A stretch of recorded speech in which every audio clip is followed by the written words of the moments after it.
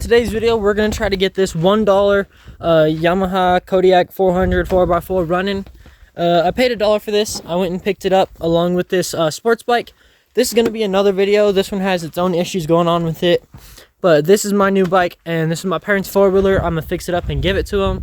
But I bought this for $1. It doesn't run.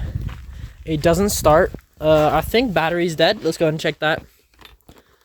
Yep, battery's dead. If it has battery in it. Throttle is seized up right now. Let's go ahead and get this seat off and these plastics off and see if we can get into the airbox and carburetor. To take off the seat, it's just a little switch right under here. And then the whole seat just comes right off. No bolts. That's so helpful. And that's a little dirty. We're going to go ahead and get into this airbox first to double check that there's no rat's nest in the airbox. Let's go ahead and get this gas tank cover off and the gas tank off so we can get into the carburetor and all this. I went ahead and took off this top cover. It was just four Phillips. Then there's two up front.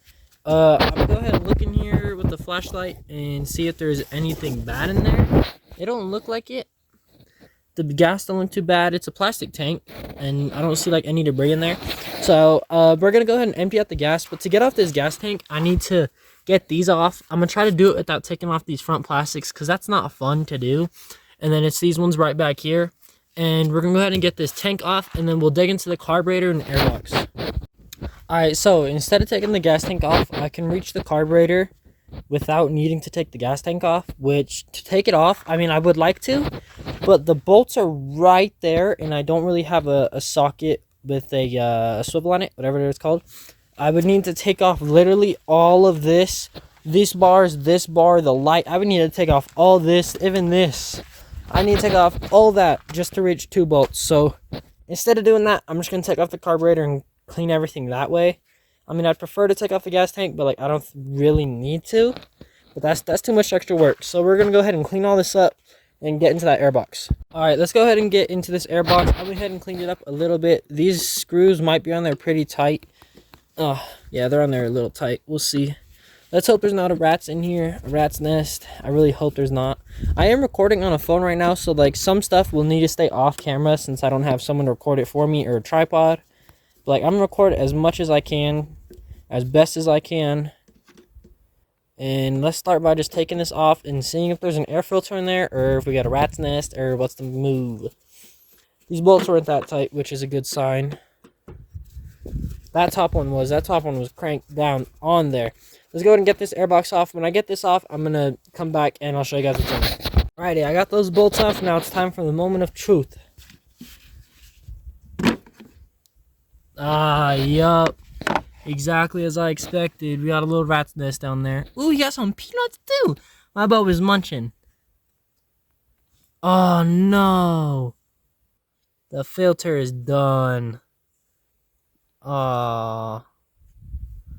Thank God nobody tried to start it. It would have sucked that filter straight in. Let's go ahead and get this filter off and this airbox cleaned out. I'm going to try to fix it without an air filter on it. Like, I'm going to clean all this off and just run it with that screen mesh.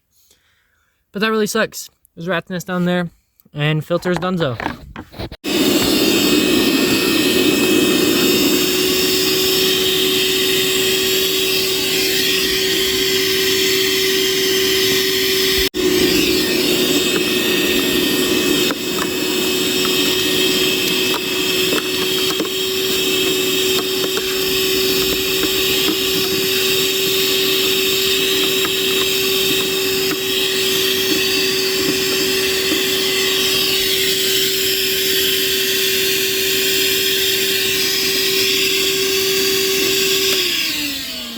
I'm gonna clean that out a little more. Probably end up taking the airbox off to clean it out, but like that's bad. Alright, so now after we cleaned up that airbox and it's pretty damn clean in there, we're gonna go ahead and take off the carburetor and clean up the carburetor so we can get this throttle working again.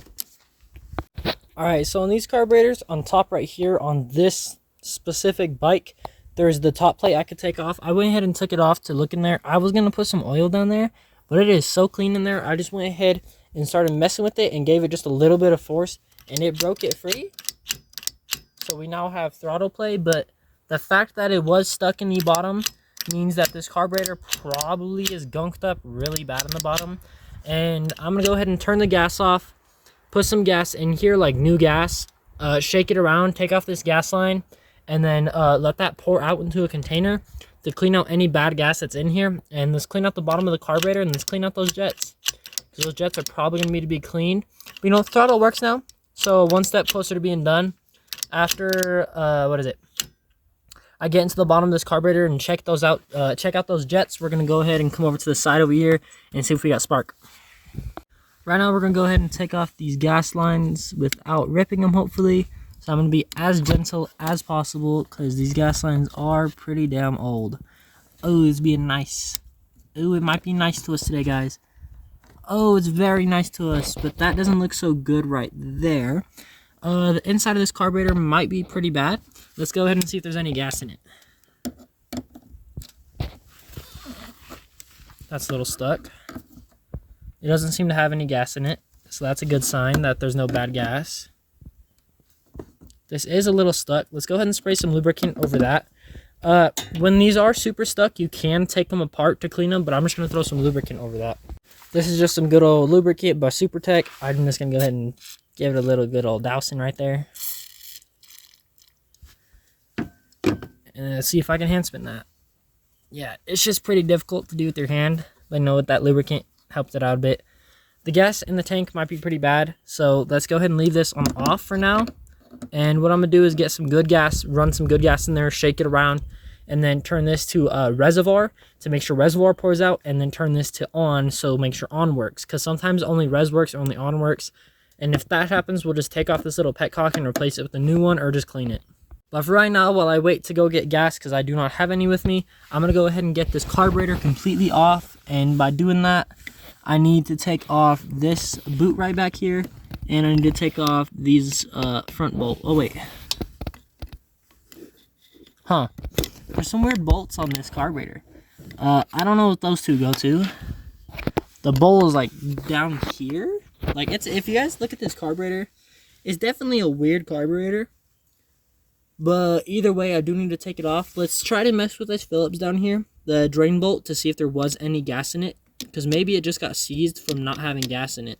If there's no gas in the bottom end, that's a good sign. I went ahead and threw some gas in there, if you can't tell by the accidental miss. Let's go ahead and turn this on reserve and see if any gas comes out. And nothing. Let's try on. And nothing. Let's go ahead and get the air compressor. I'm going to get the right bit, and I'm going to put it up to that and then run some pressurized air through it while this is set to open, and it should clear it out. Sometimes it does, sometimes it doesn't. If it doesn't, we'll take that off and go from there. I ended up putting some gas in it, shaking it around. I had to take off the petcock because when I did put gas in it, I ran air through it, and it didn't clog out at all. Like, it didn't unclog. This petcock is super clogged.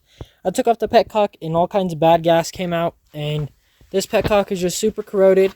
The plastic filters that are supposed to be on each side of this, there's supposed to be two right there. One broke off, and then the top one did, and I tried to push air through it. Those two holes right there are just super clogged with like gunk and debris. I took out the gasket and the cover and the front two Phillips on the spin part. I'm gonna clean those out and then see if I can get this reinstalled and see if I can get this working.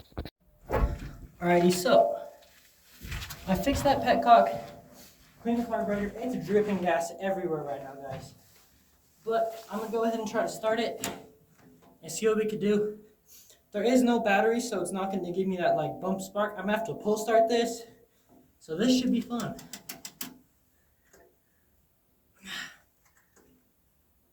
Get it past that compression stroke and then almost.